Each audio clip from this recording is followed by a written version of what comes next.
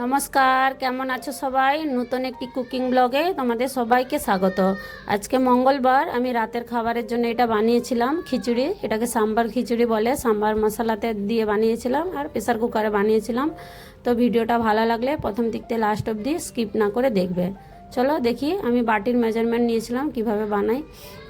Half বাটিকেও কম একটু চাল আছে, দু রকমের ডাল আছে, অড়হরের আর মুগ ডাল আছে। এগুলোকে আমি 1 ঘন্টা ভিজিয়ে রেখে দিলাম সন্ধেবেলা। দিয়ে দেখো কিছু সবজি নিয়ে নিয়েছি।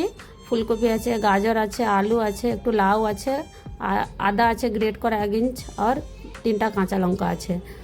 তোমরা এতে কুমড়োও অ্যাড করতে পারো, আমার কাছে ছিল নি। আর কড়াইশুঁটিও দেয়, কিন্তু কড়াইশুঁটিটাও আমি দেইনি। তারপরে দেখো, এটা আমি প্রেসার কুকারে বানাবো। গ্যাসের উপরে প্রেসার কুকার চড়িয়ে তাই তেল আর ঘি দুটাই দিয়েছি।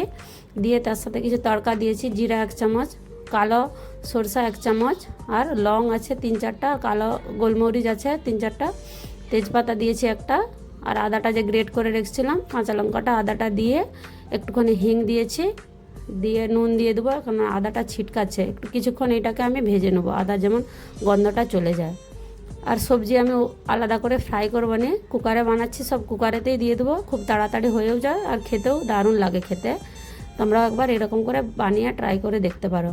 সব সবজিগুলো দিয়ে এবারে ঘরের যে বেসিক মশলা সেগুলো আমি এবারে দেবো। হলুদ গুঁড়ো 1 চামচ, লঙ্কা গুঁড়ো 1 চামচ, জিরা ধনিয়ার পাউডার 1 চামচ, আদা টমাটোর কেটে রেখেছিলাম সেটাও তার সাথে অ্যাড করে দিচ্ছি, আর কিচেন কিং মশলা 1 চামচ, আর সাম্বার মশলা 1 চামচ দিয়ে চাল ডালটা যে ভিজিয়ে রেখেছিলাম সেগুলো দিয়ে একটুক্ষণ নাড়ার পরে আমি এতে জল দিয়ে দেবো। দিয়ে 3টা সিটি পড়বে। 3টা সিটি হয়ে গেলে খুব সুন্দর বয়েল হয়ে যাবে, চাল ডালও সেদ্ধ হয়ে যায়, সবজিও সেদ্ধ হয়ে যায়, দারুণ লাগে খেতে। তোমরা এইভাবে একবার ট্রাই করে দেখতে পারো। স্বাদ অনুসার নুন দিচ্ছি। নুন দিয়ে এটাকে আমি ঢেকে দেবো। আর এটা আমার পুরো ভর্তি হয়ে যাবে। আমি এটা না কড়াইয়ে পরে ট্রান্সফার করে নেবো।